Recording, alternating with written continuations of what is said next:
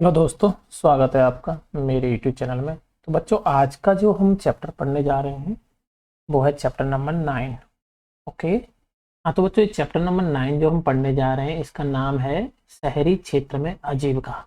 तो ये chapter number 9 है आपकी कक्षा 6 की जो एनसीईआरटी है उसका जो आपका सोशल साइंस। कौन सी बुक है आपकी? Social science. ठीक है, सामाजिक विज्ञान, उसका चैप्टर नंबर 9 पढ़ने जा रहे हैं जो कि है शहरी क्षेत्र में आजीविका। तो अब तक हम पढ़ चुके थे जो ग्रामीण क्षेत्र में आजीविका थी। 8वां चैप्टर पढ़ चुके थे, ये हमारा लास्ट चैप्टर है। इसके बाद में हमारी ये सब्जेक्ट खत्म हो जाएगी, फिर हम 7th की तरफ मूव करेंगे। ठीक है बच्चों, तो अभी हम जानेंगे कि जो शहरी क्षेत्र में आजीविका होती है, शहरी क्षेत्र में लोग जो आजीविका का मतलब आप जानते हैं, जो घर चलाने के लिए जो काम करते हैं जिससे पैसा मिलता है, जो पेशा होता है, जो व्यापार होता है, जो मतलब किस किस से उनको पैसा आता है शहरी क्षेत्र में, क्या क्या वो काम करते हैं जिससे उनके घर की आजीविका चलती है। तो जैसे आप ये फोटो देख रहे हैं ना, इसमें यहाँ पे हलवाई दिख रहा है आपको, ये स्कूल दिख रहा है, यहाँ पे बसेस दिख रही है, ढाबा दिख रहा है, यहाँ पे ये ढकेल लगाई हुई है, यहाँ ठीक है, साइकिल चला रहा है, ये अखबार बेच रहा है, यहाँ बस दिख रही है आपको। ठीक है, ये कोई ढकेल लगा के कुछ बेच रहा है। तो ये सब क्या है, यहाँ पे मजदूर काम कर रहे हैं, ये विद्यालय से स्कूल बच्चे जा रहे हैं, ये बैंक दिख रही है।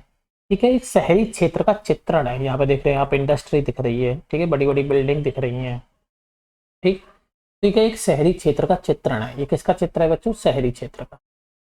आप पहले ही ग्रामीण क्षेत्रों के लोगों के कार्यों के बारे में पढ़ चुके हैं। अब पिछले पार्ट में दिए गए ग्रामीण क्षेत्र के कार्यों के चित्र की इस चित्र से साथ तुलना करनी है। ठीक है बच्चों, जो चैप्टर नंबर 8 में था, शहर का एक भाग दूसरे भाग से अलग होता है। आपने ऊपर वाले भिन्न में पूरे वाले चित्र में क्या भिन्नताएं देखी? देखिए, इसमें 2 भाग दिखाए गए। शहर का एक ऊपर वाला ये पार्ट है, एक ये पार्ट है। ठीक है, तो इसमें बोला है कि शहर का एक भाग दूसरे भाग से अलग होता है। तो आपको क्या क्या अंतर दिख रहे हैं वो आप बताइएगा। देखो बच्चों, एक नीचे ये भी एक शहरी क्षेत्र दिखाया है। अच्छा, ऊपर वाला एक चित्र था, ये दूसरा चित्र है। दोनों चित्रों में अंतर बताना है। देखो यहाँ पे क्या रहन सहन है, यहाँ पे रह रहे लोग, लोगों के रहन सहन की बात हो रही है। भारत में 5000 से ज्यादा शहर है। भारत में कितने शहर हैं बच्चों? 5000 से ज्यादा। उनमें 27 महानगर है, यानी कि 27 क्या है? मेट्रो सिटी, महानगर है। 27 आपके महानगर है बच्चों। ठीक है, जिनमें क्या क्या कौन कौन से महानगर आ गए आपके? चेन्नई, आपने नाम सुना होगा, मुंबई, दिल्ली, कोलकाता, ये 4 तो बड़े बड़े महानगर हो गए। उसके बाद बेंगलोर है, नोएडा है, बहुत सारे महानगर है। जैसे प्रत्येक महानगर में 10 लाख से भी ज्यादा लोग रहते हैं, यानी प्रत्येक महानगर में, महानगर किसको बोलते हैं बच्चों? जिसमें आपके महानगर वो होता है जिसमें आपके 10 लाख से ज्यादा लोग रहते हैं। यानी कितने से ज्यादा? 10 लाख से ज्यादा लोग रहते हैं। उन शहरों को क्या बोलते हैं? महानगर। तो महानगरों की संख्या कितनी है हमारे भारत देश में? 27। ठीक है बच्चों, और 5000 से ज्यादा क्या है? शहर। लोग इनमें रहते हैं और काम करते हैं। कहते हैं कि शहर में जिंदगी कभी रुकती नहीं। ये आपने सुना होगा ना, शहर में जिंदगी चलती रहती है। क्योंकि शहर में क्या होता है बच्चों, रात में भी जिंदगी चलती रहती है। रात में भी लोग तो इधर उधर जाते रहते हैं, गाड़ियां चलती रहती हैं, ढाबे खोले रहते हैं, होटल खुली रहती हैं। ठीक है, बहुत सारी सुविधाएं रात में भी यहाँ पे चलती रहती हैं। चलिए एक शहर में जाकर देखें कि वहाँ लोग क्या काम करते हैं, क्या नौकरी करते हैं, या किस अपने रोजगार में लगे हुए हैं, या अपना जीवन कैसे चलाते हैं। क्या रोजगार और कमाई के मौके समान रूप से सभी को मिलते हैं? तो ये देखना है कि क्या रोजगार और कमाई के मौके हैं वो सभी को समान रूप से मिलते हैं क्या शहर में। देखो बच्चों, पहला है कि अब हम यहाँ से अपना चैप्टर स्टार्ट होता है सड़कों पर काम करना। यह वह शहर है जिसमें मेरी मौसेरी बहन रहती है। कोई बच्ची बोल रही है कि यह वह शहर है जिसमें मेरी मौसेरी बहन रहती है। मैं यहाँ गिनी चुनी बार ही आई हूँ। यह बहुत बड़ा शहर है। एक बार जब मैं यहाँ आई तो मेरी मौसेरी बहन मुझे घुमाने के लिए ले गई थी।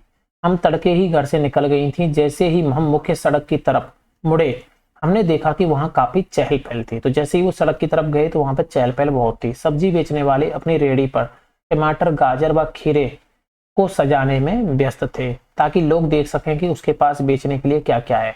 उसकी बगल में फुटपाथ पर एक फूल वाली बैठी थी। वह सुंदर, रंगीन व तरह तरह के फूल बेच रही थी। हमने उससे लाल व पीला गुलाब खरीदा। तो आपने यहाँ पे क्या देखा? एक तो एक रेडी वाला है जो सब्जी बेचने के लिए अपनी रेडी को सजा रहा है। दूसरा क्या, एक फूल वाली है, ठीक है, जो अपने फूल सजा रही है फूल बेचने के लिए। फिर सड़क के दूसरी तरफ पटरी पर एक व्यक्ति अखबार बेच रहा है। क्या कर रहा है? कोई आदमी अखबार बेच रहा है। ठीक है, ये भी देख लिया आपने। और जो है चारों ओर से लोगों से घिरा हुआ था। हर कोई अखबार को पढ़ना चाहता था। वहां से बसें जोर जोर से हॉर्न बजाते हुए गुजर रही थी। फिर यहाँ पे बसें भी चल रही हैं। ठीक है बच्चों, ऑटो रिक्शा स्कूल के बच्चों से ठसाठस भरे हुए थे। यानी ऑटो रिक्शा जो है उसमें कौन जा रहे हैं, बच्चे जा रहे हैं, वो भी फुल भरे हुए हैं। पास के पेड़ के नीचे एक मोची छोटे से टिन के बक्से से अपना सामान निकाल रहा था। अब वहां पे क्या है, आपको एक मोची भी दिख गया, ठीक है। वहीं सड़क के किनारे नाई अपना काम शुरू कर चुका था। अब नाई भी है, वो भी अपना काम शुरू कर दिया है। उसके पास एक ग्राहक पहले से ही था जो सुबह सुबह दाढ़ी बनवाना चाहता था। सड़क से हम थोड़ी दूर गए तो एक औरत ठेला गाड़ी में प्लास्टिक की बोतलें, डिब्बे, बालों की पिन और चिमटी ले जा रही थी। तो ये सामान जो घरेलू सामान होता है, ये एक औरत अपनी ठेला गाड़ी में ले जा रही है।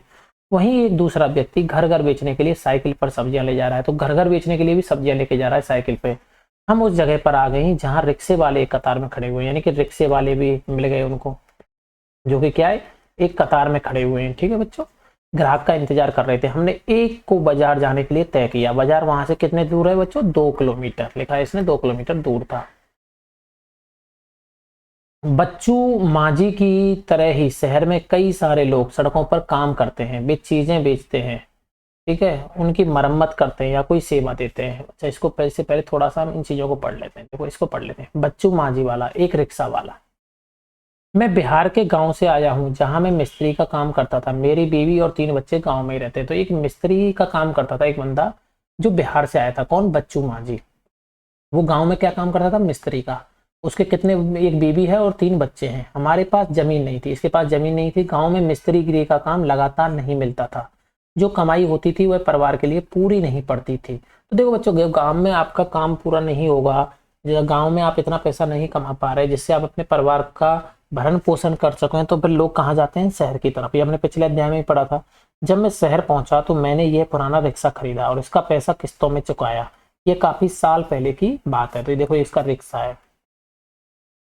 रोज सुबह बस स्टॉप पर पहुंच जाता हूँ। ग्राहक जहां भी जाना चाहे उन्हें वहां छोड़ देता हूँ। फिर रात को 8-9 बजे तक रिक्शा चलाता हूँ। मैं शहर की एक कॉलोनी में आसपास करीब 6 किलोमीटर तक रिक्शा चलाता हूँ। दूरी के हिसाब से हर ग्राहक मुझे 10 से 30 रुपया तक देता है। जब तबीयत खराब हो जाती है तब मैं ये काम नहीं कर पाता। उन दिनों कमाई बिल्कुल नहीं हो पाती। उसने कहा कि मैं इतना रुपया कमा लेता हूँ और 6 किलोमीटर रिक्शा चलाता हूँ शहर के आसपास, और रात के 8-9 बजे तक चलाता हूँ, और कभी कभी जब मेरी तबीयत खराब हो जाती है तो मैं ये काम नहीं कर पाता। उस दिनों में उसकी कमाई बिल्कुल नहीं होती। मैं अपने दोस्तों के साथ किराए के कमरे में रहता हूँ। वे सब पास की फैक्ट्री में काम करते हैं। तो उसके दोस्त कहाँ काम करते हैं, फैक्ट्री में। रोज 200 से 300 रुपए तक की मेरी कमाई हो जाती है, जिसमें से 100-150 रुपए खाने और किराए पर खर्च हो जाते हैं। बाकी मैं किसके लिए बचा लेता हूँ बच्चों, परिवार के लिए। साल में 2-3 बार मैं अपने परिवार से मिलने गाँव जाता हूँ। जो पैसा शहर से बेचता हूँ मेरा परिवार उसी पर जीता है। कभी कभार मेरी बीवी खेतों में मजदूरी करके थोड़ा बहुत कमा लेती है। उसकी बीवी जो है खेतों में काम करके थोड़ा बहुत पैसा कमा लेती है। तो बच्चू मांझी शहर क्यों गया था बच्चों, आपको पता ही है कि उससे क्या हो रहा था कि वो मिस्त्री का काम करता था गांव में, और जहाँ पे उसको नियमित मजदूरी नहीं मिलती थी और उससे उसका भरण पोषण नहीं हो पा रहा था उसके परिवार का। तो वो पैसे कमाने के लिए कहाँ गया बच्चों, शहर गया। बच्चू अपने परिवार के साथ क्यों नहीं रह सकता, क्योंकि बच्चों अगर वो परिवार को अगर शहर में लेके आता है तो खर्चा बढ़ जाएगा उसका, और इतना उसकी आमदनी है नहीं, तो इसलिए वो अपने परिवार के साथ रहना नहीं चाहता, रह नहीं पाता। इसी सब्जी बेचने वाली या ठेले वाले से बात करिए और पता लगाइए कि वे अपना काम कैसे करते हैं, तैयारी, खरीदना, बेचना, ये सब। बच्चू को एक दिन की छुट्टी लेने से पहले भी सोचना पड़ता है। क्यों, बच्चू अगर बीमार पड़ जाता है और वो छुट्टी लेना चाहे या कोई भी कारण हो छुट्टी लेना चाहे तो वो सोचता है, क्योंकि अगर वो जिस दिन को काम पे नहीं जाएगा उस दिन वो पैसे नहीं कमा पाएगा और वो अपने घर पे पैसे नहीं बेच पाएगा। तो इसलिए उसको एक दिन छुट्टी लेने से पहले भी बच्चों सोचना पड़ता है। बच्चू मांझी की तरह ही शहर में कई सारे लोग हैं जो सड़कों पर काम करते हैं, चीजें बेचते हैं, उनकी मरम्मत करते हैं या कोई सेवा देते हैं। वे स्वरोजगार में लगे हुए हैं। किस में लगे हुए बच्चों, स्वरोजगार में, खुद का रोजगार। उनको कोई दूसरा व्यक्ति रोजगार नहीं देता है, इसलिए उन्हें अपना काम खुद ही संभालना पड़ता है। वे खुद योजना बनाते हैं कि कितना माल खरीदें और कहाँ से व कैसी दुकान अपनी लगाएं। उनकी दुकानें अस्थायी होती हैं। इनकी दुकानें क्या होती हैं बच्चों, अस्थायी। मतलब जैसे आज यहाँ पे लगा ली, कहीं और लगा लेंगे, जहाँ पे उनको लगता है कि ग्राहक ज्यादा है वहीं पे वो अपनी दुकान लगा लेते हैं। कभी कभी तो टूटे फूटे गत्तों के टुकड़ों या बक्सों पर कागज फैलाकर दुकान बन जाती है और खम्भों पर तिरपाल या प्लास्टिक चढ़ा लेते हैं। वे अपने ठेले या सड़क की पटरी पर प्लास्टिक बिछाकर भी काम चलाते हैं। उनको पुलिस कभी भी अपनी दुकान हटाने को कह देती है। उनके पास कोई सुरक्षा नहीं होती। कई ऐसी भी जगह है जहाँ ठेले वालों को घुसने ही नहीं दिया जाता। ठेले वाले जो चीजें बेचते हैं वे अक्सर घर पर उनके परिवार वाले बनाते हैं। तो जो ठेले वाले जो सामान बेचते हैं आपने देखा होगा, उनके घर वाले ही उनके सामान को बनाते हैं। परिवार वाले चीजों को खरीद कर साफ करके छांट करके बेचने के लिए तैयार करते हैं। उदाहरण के लिए जो सड़कों पर खाना या नाश्ता बेचते हैं वह ज्यादातर घर पर ही बनाया जाता है। आपने देखा होगा शहरों में सड़क पे ही अपने यहाँ ठेला लगा के, साइकिल लगा के नाश्ता बेचते हैं, लोग खाना बेचते हैं, तो वो क्या खाना जो है वो ज़्यादातर लोग अपने घर पे ही बना के लाते हैं। अहमदाबाद शहर में एक सर्वेक्षण में पाया गया कि काम करने वालों में से 12% लोग सड़कों पर काम कर रहे हैं। यानी कि अहमदाबाद में एक सर्वे किया गया पूरे शहर का, उसमें ये देखा गया कि शहर में जितने भी लोग काम करते हैं, मान लो 100 लोग काम करते हैं, तो उनमें 12 से 12 लोग ऐसे हैं जो सड़क पे काम करते हैं। कहाँ पे काम करते हैं बच्चों? सड़कों पे। हमारे देश के शहरी इलाकों में लगभग 1 करोड़ लोग फुटपाथ और ठेलों पर सामान बेचते हैं। यानी कि हमारे शहर के जो शहरी इलाके हैं उनमें करीबन कितने लोग हैं बच्चों? 1 करोड़ लोग ऐसे हैं जो फुटपाथ पे और ठेलों पे सामान बेचते हैं। अभी हाल फिलहाल तक गलियों या फुटपाथ पर इस काम को यातायात और पैदल चलने वाले लोगों के लिए एक रुकावट की तरह देखा जाता था, लेकिन कई संस्थाओं के प्रयास से अब इसको सभी के लिए उपयोगी और आजीविका कमाने के अधिकार के रूप में देखा जा रहा है।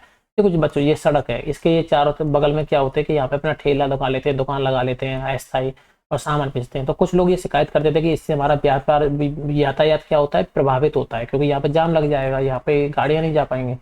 तो लेकिन फिर लोगों ने बाद में सोचा कि नहीं यार, ये जो चीजें हैं ये जरूरी है, क्योंकि इससे उनकी आजीविका चलती है, ये उससे उनका भरण पोषण होता है। सरकार भी उसी कानून को बदलने पर विचार कर रही है जिससे उन पर प्रतिबंध लगा हुआ था। कानून में बदलाव आने से उनके पास काम करने की जगह होगी एवं यातायात लोगों का आवागमन भी सहज रूप से हो पाएगा। ऐसा सुझाव है कि शहरों में कुछ इलाके फुटपाथ और ठेलों पर सामान बेचने वालों के लिए तय कर दिए जाएं। यह भी सुझाव है कि उन्हें खुले रूप से आने जाने की अनुमति हो और वे लोग उन समितियों में रखे जाएं जो इन मुद्दों पर निर्णय लेती हैं। अब ये बात करते हैं बाजार में। जब हम बाजार पहुंची तो दुकानें अभी खुलनी शुरू हो गई थी, क्योंकि वो सुबह सुबह आई थी तो दुकानें खुल रही थी, लेकिन त्योहार के कारण वहाँ बहुत भीड़ हो गई थी। वहाँ मिठाई, खिलौने, कपड़े, चप्पल, बर्तन, बिजली के सामान इत्यादि की दुकानों की कतार पर कतार थी। एक कोने में दांतों के डॉक्टर का क्लिनिक था। मेरी मौसेरी बहन ने उनसे पहले से ही समय ले रखा था। हम वहाँ पहले पहुंच गई जिससे हमारी बारी ना चली जाए। हमें थोड़ी देर एक कमरे में इंतजार करना पड़ा। फिर जो डॉक्टर था उसने उसके दांतों का परीक्षण किया, दांत का छेद भरवाने के लिए अगले दिन आने को कहा। वह बहुत डर गई थी क्योंकि उसने सोचा कि एक तो अपना दांत खराब होने दिया और ऊपर से इतना दर्द सहन करना पड़ेगा। तो वहाँ पे डॉक्टर का क्लिनिक भी था, उसमें वो दिखाने गई। डॉक्टर के यहाँ से हम मिले सिले हुए कपड़ों के एक शोरूम पर गई क्योंकि मैं कुछ सिले सिलाई कपड़े खरीदना चाहती थी। इस शोरूम की 3 मंजिलें थी और हर मंजिल पर अलग तरीके के कपड़े थे। हम तीसरी मंजिल पर पहुंचे जहाँ पे किसके कपड़े रखे हुए थे? लड़कियों के कपड़े रखे हुए थे। अब वो बड़ी दुकान में हरप्रीत, पहले मेरे पापा और चाचा एक छोटी सी दुकान पर काम करते थे। इतवार को और त्योहारों के समय में मैं और मेरी माँ उनकी मदद करते थे। मैंने कॉलेज की पढ़ाई शुरू करने के बाद वहाँ काम करना शुरू किया। अब मेरी पत्नी वंदना और मैं यह शोरूम चलाते हैं। ठीक है, तो बड़ी दुकान में गए तो हरप्रीत ने कहा ऐसा।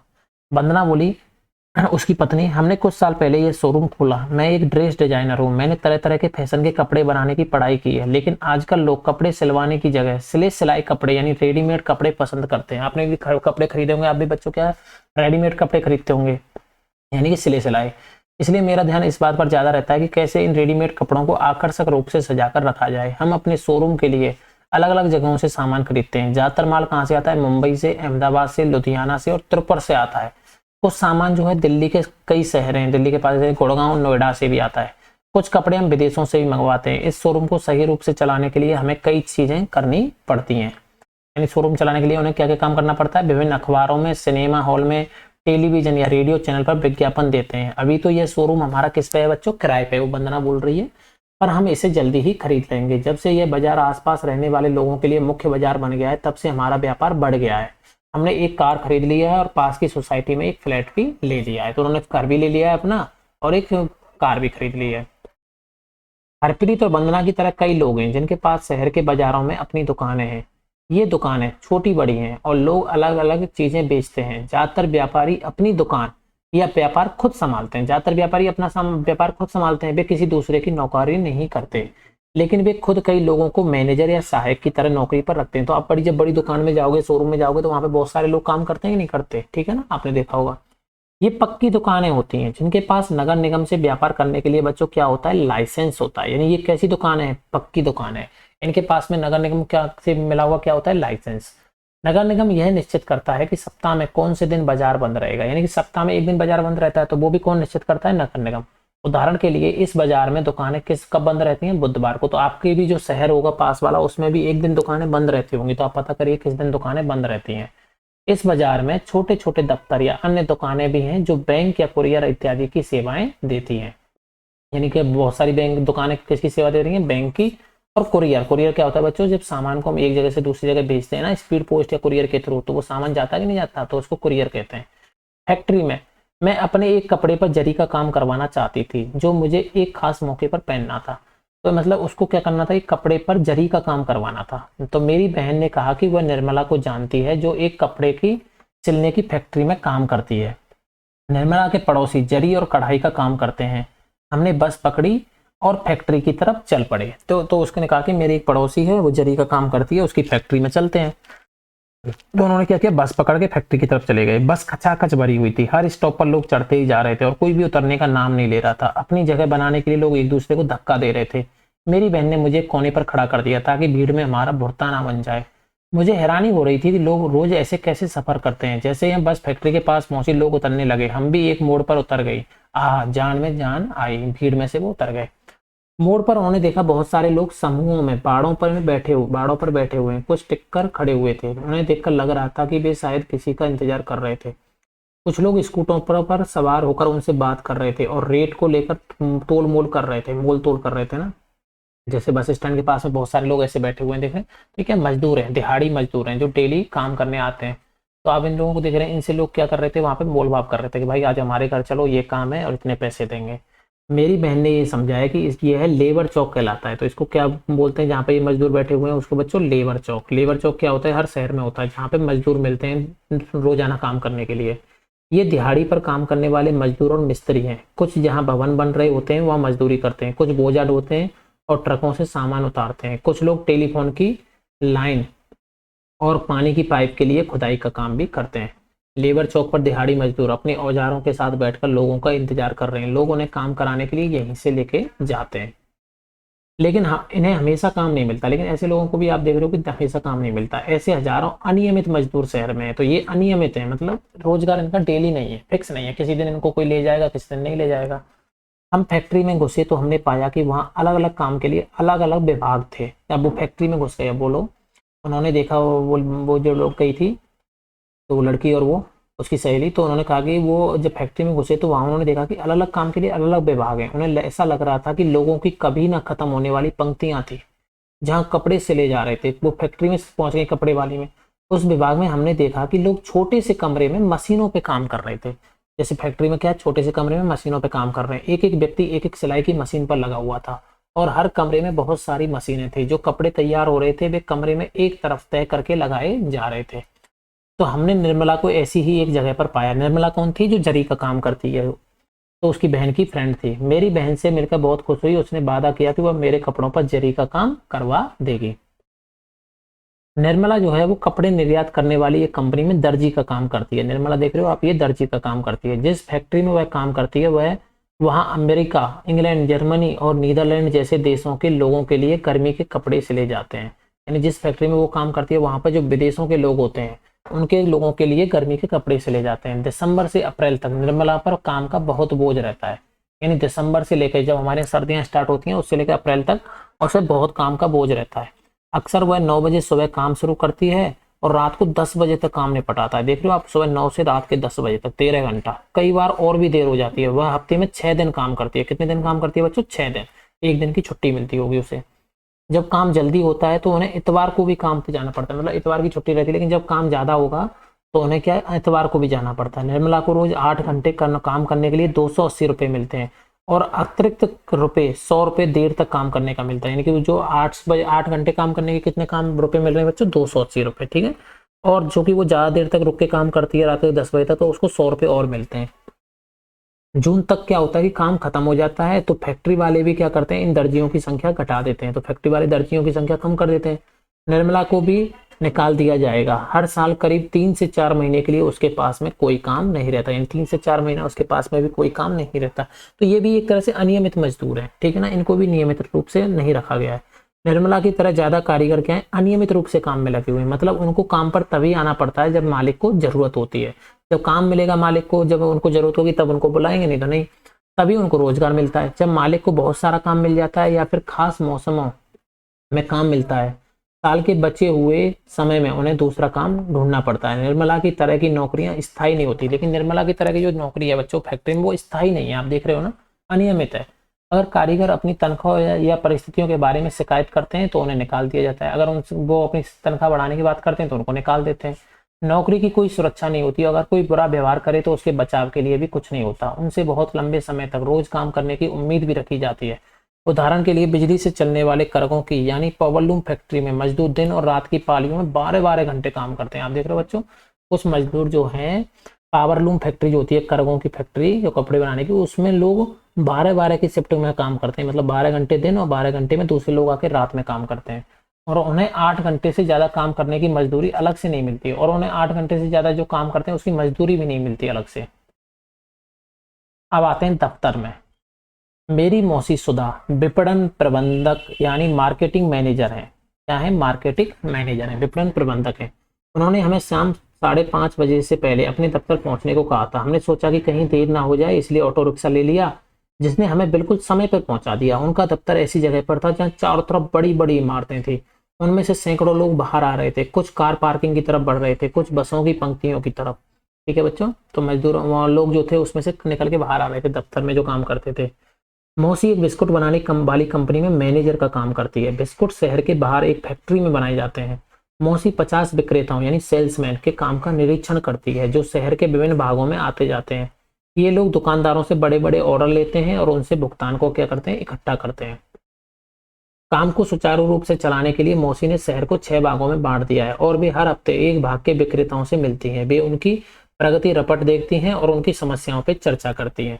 यानी शहर है उसको 6 भागों में बांट दिया है, और वो क्या करती हैं कि हर भाग वाले बंदे से, जो लोग हैं जो उनका सेल्समैन का काम करते हैं, उनसे हर सप्ताह वो मिलती है, हर हफ्ते, और उनसे देखती है कि वो कितना उन्होंने बेचा, कितना पैसा इकट्ठा किया, ये सब चर्चा करती है। उनको पूरे शहर में बिक्री की योजना बनानी होती है और अक्सर देर रात तक काम करना पड़ता है। उन्हें काम के सिलसिले में यात्राएं भी करनी पड़ती हैं। मौसी को नियमित तनख्वाह मिलती है, लेकिन यहाँ पे देख रहे हैं आप, नियमित नौकरी है, नियमित तनख्वाह है, और वह बिस्कुट कंपनी की स्थायी कर्मचारी है। कैसी कर्मचारी? स्थायी, यानी उनको निकाल नहीं सकते। ये उम्मीद रख सकती हैं कि उसकी नौकरी लंबे समय तक चलेगी। स्थायी कर्मचारी होने के बहुत सारे फायदे भी हैं, जैसे कि बुढ़ापे के लिए बचत, यानी बुढ़ापे के लिए यानी उनकी तनख्वाह का एक भाग भविष्य निधि में सरकार के पास डाल दिया जाता है और इस बचत पर ब्याज भी मिलता है, और नौकरी से सेवानिवृत्त होने पर यह पैसा मिल जाता है। यानी नौकरी से रिटायर होते हैं तब आपने देखा होगा उन लोगों को बहुत पैसा मिलता है। तो क्या, कहाँ से मिलता है? क्योंकि उन लोगों का जब वे नौकरी करते हैं उनका पैसा किस में कटता है बच्चों? भविष्य निधि में कटता है। छुट्टियां, इतवार और राष्ट्रीय त्योहारों के लिए छुट्टी भी मिलती है। उनको वार्षिक छुट्टी के रूप में भी कुछ दिन मिलते हैं, वर्ष में भी कुछ छुट्टियां मिलती हैं। परिवार के जो लोग होते हैं उनके लिए चिकित्सा की सुविधाएं मिलती है। कंपनी एक सीमा तक कर्मचारी और उसके परिवारजन के इलाज का खर्चा उठाती है। अगर तबीयत खराब हो जाए तो कर्मचारी को बीमारी के दौरान छुट्टी भी मिलती है, यानी तबीयत खराब होने पर छुट्टी भी मिल रही है, घर वालों की जो बीमारी है उसका खर्चा भी मिल रहा है। शहर में ऐसे कई कर्मचारी होते हैं जो दफ्तरों, फैक्ट्रियों और सरकारी विभागों में काम करते हैं। ठीक है, जहां उन्हें नियमित और स्थायी कर्मचारी की तरह रोजगार मिलता है। वे लगातार उसी दफ्तर या फैक्ट्री में काम करने जाते हैं। उनका काम भी तय होता है, उनको हर महीने तनख्वाह भी मिलती है। अगर फैक्ट्री में काम कम हो तब भी उन्हें अनियमित रूप से काम करने वालों मजदूरों की तरह निकाला नहीं जाती। आप ये अंतर देख रहे हो कि मतलब अगर फैक्ट्री में काम कम भी होगा तब भी उनको निकालते नहीं है फैक्ट्री वाले। आखिर दिन खत्म हुआ, हम मौसी की कार में थकी मांदी बैठ गई, लेकिन आज बहुत मजा आया। मैंने सोचा ना कितना अच्छा है, शहर में इतने सारे लोग इतने तरह का काम करते हैं। कभी कभी वे एक दूसरे से मिलते भी नहीं, मगर उनका काम उन्हें बांध के रखता है और शहरी जीवन को बनाए रखता है। तो यहाँ पे आपका अध्याय हो गया समाप्त। तो देखो बच्चों, नीचे लेबर चौक पर आने वाले मजदूरों की जिंदगी का विवरण दिया है, इसे पढ़िए और आपस में चर्चा कीजिए कि लेबर चौक पर आने वाले मजदूरों की जीवन की क्या स्थिति है। लेबर चौक पर जो मजदूर रहते हैं उनमें से ज्यादातर के रहने के लिए स्थायी व्यवस्था नहीं होती, इसलिए वे चौक के पास फुटपाथ पे सो जाते हैं या फिर पास के रात्रि विश्राम गृह या रैन बसेरा में रहते हैं। इसे नगर निगम चलाता है, यानी रैन बसेरा होता है हर शहर में जहाँ पे लोग रात में जो गरीब लोग हैं वो सोते हैं, उसको कौन चलाता है? नगर निगम। इसमें 6 रुपया एक बिस्तर का प्रतिदिन किराया देना पड़ता है। सामान की सुरक्षा का कोई इंतजाम ना होने के कारण वह वहाँ के चाय या पान बीड़ी वालों की दुकानों को बैंक के रूप में इस्तेमाल करते हैं। उनके पास वे पैसा जमा करते हैं और उनसे उधार भी लेते हैं। वे अपने औजारों को रात में उनके पास हिफाजत के लिए छोड़ देते हैं। दुकानदार मजदूरों के सामान की सुरक्षा के साथ साथ जरूरत पड़ने पर उन्हें कर्ज भी देते हैं। निम्नलिखित तालिका को पूरा कीजिए और उनका काम किस तरह अलग है ये वर्णन कीजिए। ठीक है, जैसे बच्चू माँ जी क्या काम करती थी, हरप्रीत क्या काम करती थी, निर्मला क्या थी, सुधा क्या थी, तो इस तरह का वर्णन वो देखना है आपको। एक स्थायी और नियमित नौकरी अनियमित काम से किस तरह अलग है? तो बच्चा ये आपको नियमित और स्थायी नौकरी में क्या होता है कि उनको कभी भी जैसे फैक्ट्री में अगर काम कम होता है तो उनको निकालते नहीं है, उनके जो है एक तनख्वाह का एक पैसा जो है वो भविष्य निधि में, हिस्सा जो होता है भविष्य निधि में जमा कराया जाता है, जो बुढ़ापे में उनको मिलता है। और उनको जो है कभी बीमार पड़ते हैं तो उनको छुट्टी लेते हैं तो उनको छुट्टी मिल जाती है, तनख्वाह भी नहीं कटती। और उनके घर वाले और उनके शरीर के लिए मतलब बीमारियों के लिए उनको एक बीमा भी मिलता है। ये सब अंतर है। सुधा को अपने वेतन के अलावा और कौन कौन से लाभ मिलते हैं? सुधा को जो लाभ मिल रहे थे वेतन का, वो मैंने आपको बता दिया ना, अभी जो बताए थे वही है। नीचे दी गई तालिका में अपने परिचित बाजार की दुकानों या दफ्तरों के नाम भरें, वे किस प्रकार की चीजें या सेवाएं मुहैया कराते हैं। तो यहाँ पे आप दुकानों के, आपके आसपास की जो दुकान है या दफ्तर है उनका नाम लिखिए और वो लिखिए कि वो क्या क्या सेवाएं प्रोवाइड कराते हैं। तो इस तरह से ये हमारा चैप्टर नंबर 9 हो जाता है बच्चों फिनिश। तो इस तरीके से हमने ये पूरा चैप्टर खत्म कर दिया। और ये हमारी साथ के साथ ये कक्षा 6 की एनसीईआरटी जो है उसकी सोशल साइंस जो बुक है ये भी हो जाती है हमारी फिनिश। यहाँ पे हमने खत्म कर दी। अभी हम पढ़ेंगे बच्चों कक्षा 7 की सोशल साइंस या एनसीईआरटी या पॉलिटिकल साइंस। ठीक है, तो आपको अगर मेरी ये सीरीज अच्छी लग रही हो, आपको समझ में आ रहा हो, अच्छा लग रहा हो, तो आप इसको लाइक करिए, शेयर करिए, अपने दोस्तों के साथ शेयर करिए और इसको सब्सक्राइब करिए बच्चों मेरे चैनल को। ठीक है, जिससे क्या हुआ कि आपको जो भी मैं वीडियो डालूंगा वो सबसे पहले आपको नोटिफिकेशन मिलेगा। ठीक है, और आप बिना मिस किए वीडियोज को देख पाओगे कंटिन्यूस। और हम अभी अगली क्लास शुरू करेंगे कक्षा 7th की, फिर 8th की, फिर 9th की, 10th की, 11th 12th। हम धीरे धीरे पूरा सिलेबस कंप्लीट करेंगे बच्चों, हम धीरे धीरे सीखेंगे। तो अगर आपको अच्छा लग रहा है तो आप मेरे चैनल पर बने रहिएगा दोस्तों, और आप इसको लाइक एंड सब्सक्राइब करते रहिएगा। और अगर आपका कोई सजेशन है, आप मुझे कुछ कहना चाहते हैं या कुछ बताना चाहते हैं कि मैं इस पे वीडियो बनाऊं या किसी और सब्जेक्ट को पढ़ाऊं, तो आप वो भी मेरे को कमेंट बॉक्स में बता सकते हैं। ठीक है, तो मिलते हैं अगले वीडियो में, अगली क्लास में। तब तक के लिए थैंक यू। जय हिंद, जय भारत।